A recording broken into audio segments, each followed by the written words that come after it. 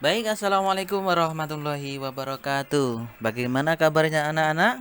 Kali ini kita akan mempelajari tentang bab 11 Hijrah ke Madinah, sebuah kisah yang membanggakan. Mari kita mulai dengan bacaan basmalah. Bismillahirrahmanirrahim. Pelajaran kali ini adalah satu sebab Nabi Muhammad hijrah. Yang kedua, berita gembira dari kota Yasrib atau Madinah. Yang ketiga, perjalanan hijrah Rasulullah Shallallahu Alaihi Wasallam. Yang keempat, dakwah Nabi Muhammad Shallallahu Alaihi Wasallam di Madinah. Baik, kita masuk ke sebab Nabi Muhammad hijrah ke Madinah. Yang pertama adalah banyaknya hantaman dan siksaan dari kafir Quraisy mulai meningkat setelah Nabi Muhammad SAW berdakwah secara terang-terangan. Semakin diketatkannya penyiksaan terhadap orang-orang Islam yang ada di Mekah. Yang kedua, hanya sedikit yang mengikuti ajaran Nabi Muhammad setelah Nabi Muhammad sudah bertahun-tahun menyerukan agama Islam di Mekah. Yang ketiga, pada saat Nabi Muhammad SAW membutuhkan dorongan dan motivasi dari orang-orang terdekatnya, justru orang-orang yang terdekatnya itu malah meninggal dunia. Yang pertama itu istrinya, yaitu Siti Khadijah. Yang kedua yaitu Abu Thalib, pamannya. Nah, karena meninggalnya kedua orang tersebut, maka dinamakan Amul Huzni atau tahun kesedihan, karena dua-duanya itu meninggal dunia hampir bersamaan waktunya. Setelah meninggalnya Siti Khadijah dan pamannya Abu Thalib, maka Allah memberi berita gembira buat Nabi Muhammad, yaitu berupa peristiwa yang sangat luar biasa, yaitu Isra dan Mi'raj. Peristiwa Isra Mi'raj ini terjadi setahun sebelum Nabi Muhammad itu berhijrah ke Madinah, tepat pada tanggal 12 Rajab 621 Masehi. Dan ketika peristiwa Isra Mi'raj ini, Nabi Muhammad menerima perintah dari Allah Subhanahu wa taala untuk melaksanakan sholat 5 waktu dalam sehari semalam. Kemudian kafir Quraisy menganggap Nabi Muhammad SAW telah melakukan pembohongan. Ya, karena apa?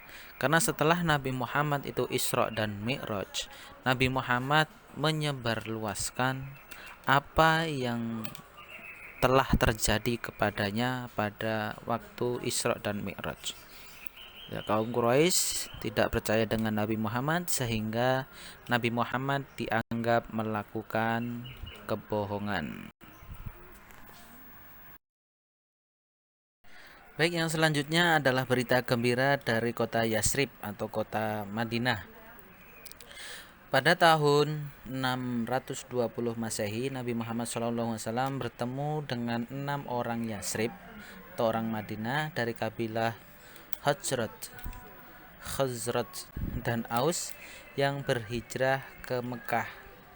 Dalam pertemuan tersebut, Nabi Muhammad SAW mengajak mereka untuk masuk Islam. Dan akhirnya pada tahun 621 Masehi, keenam orang tersebut masuk Islam dan mengucapkan janji Aqobah.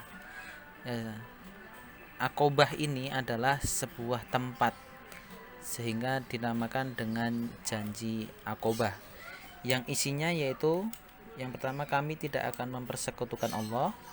dengan sesuatu yang lain. Kami tidak akan mencuri, berzina, dan membunuh anak-anak. Kami tidak akan saling memfitnah dan kami tidak akan mendurhakai Nabi Muhammad Shallallahu Alaihi Wasallam.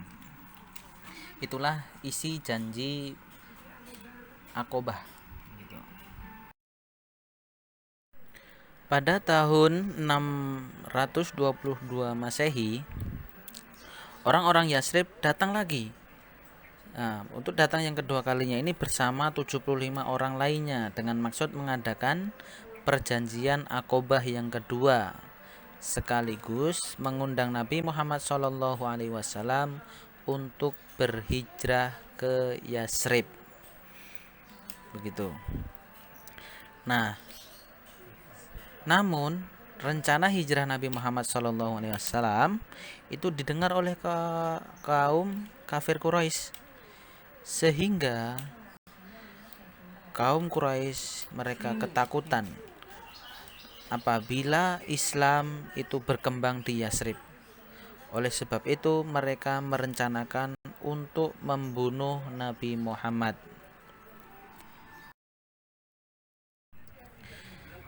Perjalanan hijrah Rasulullah Shallallahu Alaihi Wasallam.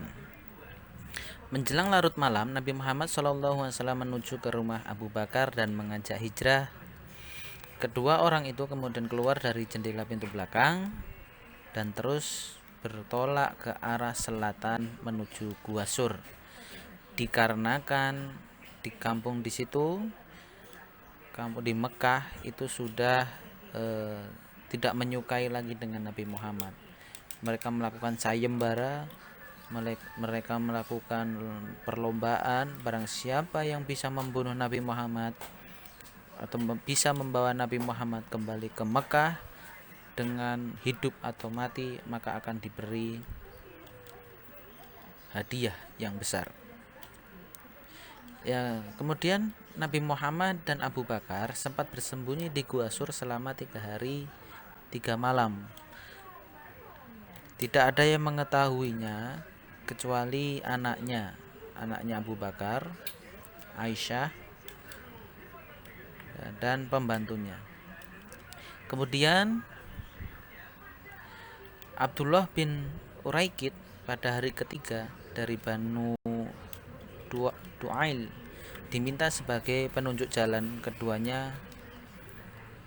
Kemudian mereka membawa Nabi Muhammad dan Abu Bakar dengan hati-hati sekali ke arah selatan, kemudian menuju Tihana di dekat pantai Laut Merah. Orang Quraisy, seperti yang saya katakan di awal, bahwa mereka mengadakan sayembara, barang siapa yang bisa membunuh dan membawa Nabi Muhammad kembali ke Mekah dengan hidup atau mati, maka akan diberi hadiah, yaitu berupa 200 ekor unta. Ya. Hal ini didengar oleh Suraqah, ya, yang mengetahui perjalanan Nabi Muhammad SAW. Namun ada kejadian aneh di sini. Setiap kali Suraqah bin Malik ini mendekati rombongan Nabi Muhammad SAW, kudanya selalu tersungkur. Hal itu berulang sampai 4 kali. Ya, ini dikarenakan Nabi Muhammad SAW itu dilindungi oleh Allah Subhanahu wa Ta'ala.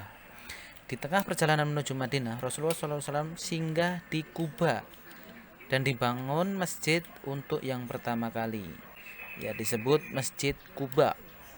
Ya, karena perjalanan hijrah dari Mekah ke Madinah pertama kali singgah di Quba dan membangun masjid di sana, maka dinamakan Masjid Quba.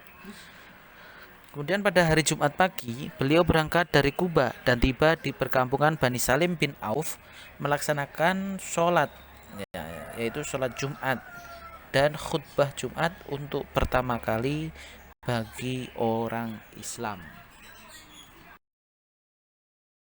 Nabi Muhammad SAW dan Abu Bakar As-Siddiq tiba di Madinah pada tanggal 12 Rabiul Awal. Kemudian Nabi Muhammad setibanya di Madinah disambut oleh orang-orang Madinah Ya, bahkan orang Madinah itu mempersiapkannya dengan segala kemuliaannya. Ya, terutama disambut dengan nyanyian. Ya, nyanyiannya itu tola'al badaru alaina, ya, dan lain sebagainya, yang artinya itu bulan purnama telah muncul di tengah-tengah kita. Dari celah-celah perbukitan, wajiblah kita bersyukur atas ajakannya kepada Allah Subhanahu wa taala. Wahai orang yang dibangkitkan, untuk kami kau datang membawa sesuatu yang wajib ditaati. Kira-kira sambutan orang-orang Madinah begitu. Dakwah Nabi Muhammad SAW di Madinah. Nabi Muhammad SAW setibanya di kota Yasrib atau kota Madinah, Nabi Muhammad tidak tinggal diam saja. Yang pertama kali dilakukan adalah Nabi Muhammad membangun masjid. Yang kedua, mempersaudarakan antara Muhajirin dan Ansor. Yang ketiga, membuat perjanjian dengan penduduk Madinah. Masjid yang dibangun Rasulullah SAW bersama kaum Muhajirin dan Ansor tidak hanya berfungsi untuk sholat semata, akan tetapi untuk seluruh kegiatan Nabi Muhammad SAW di Madinah. Di antaranya, Nabi Muhammad dulu menjadikan masjid itu sebagai tempat mempersatukan umat. Yang kedua, untuk bermusyawarah tentang perkembangan umat Islam di Madinah. Yang ketiga, mengkaji ilmu agama. Ya, karena ada yang wahyu turun di kota Mekah, ada wahyu yang turun di kota Madinah. Yang keempat, ya, bukan hanya untuk sebagai mempersatukan umat, bermusyawarah tentang perkembangan Islam, mengaji ilmu agama, bahkan sebagai pusat pemerintahan setelah Rasulullah SAW dipilih sebagai pemimpin di kota Madinah. Siapa sih Muhajirin? Ya, mungkin anak-anak ada yang belum tahu. Ya, Muhajirin adalah orang-orang yang hijrah dari Mekah ke Madinah, yang ikut bersama Nabi Muhammad SAW dari Mekah perjalanan ke kota Madinah. Itulah orang-orang Muhajirin, orang-orang yang berhijrah. Sedangkan orang Ansor adalah orang Madinah yang menyambut kedatangan kaum Muhajirin. Ya, jadi orang yang menerima orang-orang yang berhijrah itulah disebut orang-orang Ansor. Ya, setiap orang Ansor itu mengakui orang Muhajirin sebagai saudaranya sendiri. Ya, mereka sama-sama orang Islam, mereka sama-sama bertuhankan Allah, mereka sama-sama bernabikan Nabi Muhammad. Perjuangan Rasulullah SAW di Madinah dalam rangka mempersatukan umat Islam dengan umat yang lain adalah membuat perjanjian sangat monumental yang disebut dengan Perjanjian Madinah atau Piagam Madinah. Ya, untuk isi perjanjian tersebut bisa kalian buka di buku paket, ya, di bab 11.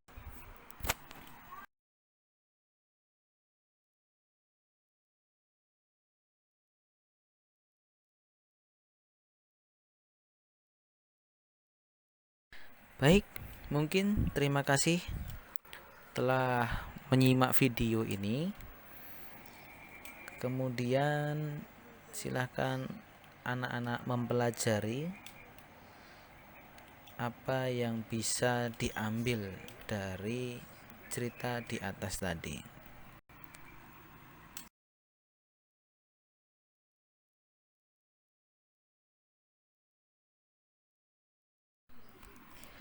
Terakhir dari saya, jaga kesehatan dan jangan lupa sholat 5 waktunya ya. Jangan pernah meninggalkan sholat. Mungkin cukup sekian dari saya. Wassalamualaikum warahmatullahi wabarakatuh.